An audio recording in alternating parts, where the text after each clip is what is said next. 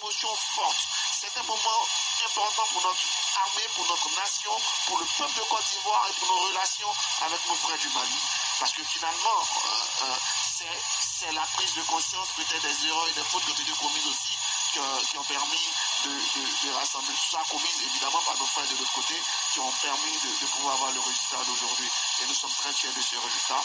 Et moi, je suis très fier de voir le président de la République, voyez-vous, le président de la République, à cette heure-là, se tenir debout, attendre chacun de ses soldats pour leur dire à chacun un mot réconfortant, un mot comme pour leur dire, le pays a été avec vous, le pays est avec vous, et c'est un symbole fort pour les armées. Je vous l'ai dit tout à l'heure, le moral du troupe, c'est quelque chose d'important. Et quand les militaires assis chez eux, les soldats assis chez eux regardent ça, ils se disent, on peut mourir pour notre pays. Parce que si on meurt pour notre pays, ce pays-là sera là. En fait, c'est un message très important qu'on apporte aujourd'hui. Voilà. Et donc aujourd'hui, un militaire ivoirien, un policier ivoirien, un gendarme ivoirien qui s'engage dans une opération, sait qu'avec lui, il y aura les autorités, sait qu'avec lui, il y aura son pays. C'est quelque chose de formidable. Moi, je suis heureux de vivre ce moment. Et je pense que tous les Ivoiriens qui nous suivent actuellement doivent être heureux et émus de voir que tout ça participe à la construction de la nation.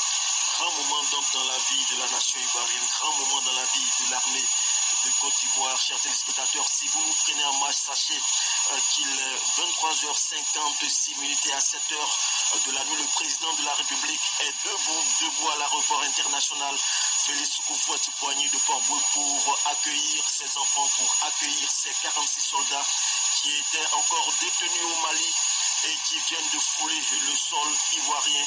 6 longs mois de stress, 6 longs mois de diplomatie, de négociation.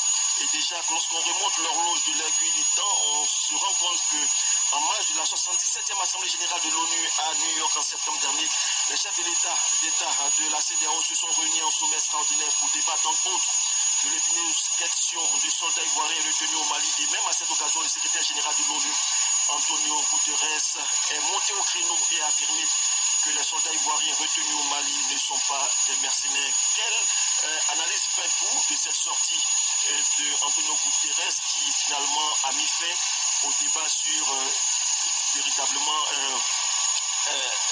la personnalité des personnes qu'on venait d'arrêter? Je pense que c'est toute la stratégie de la diplomatie ivoirienne. Quand l'événement est arrivé, le dimanche soir, il y a eu la diplomatie militaire. Les deux chefs d'état-major généraux, Côte d'Ivoire, Mali, se sont parlés. Le lendemain, les deux chefs d'État se sont parlé. Il y a une diplomatie bilatérale qui était très importante.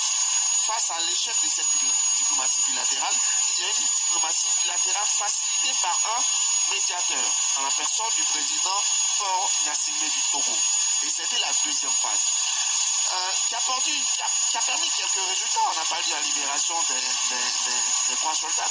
Et au bout d'un mois, la Côte d'Ivoire s'est dit qu'il faut multilatéraliser, c'est-à-dire impliquer les institutions. La première qu'il fallait impliquer, c'est l'ONU. Parce que, malgré tout, l'action NSE est en soutien à la MINUSMA.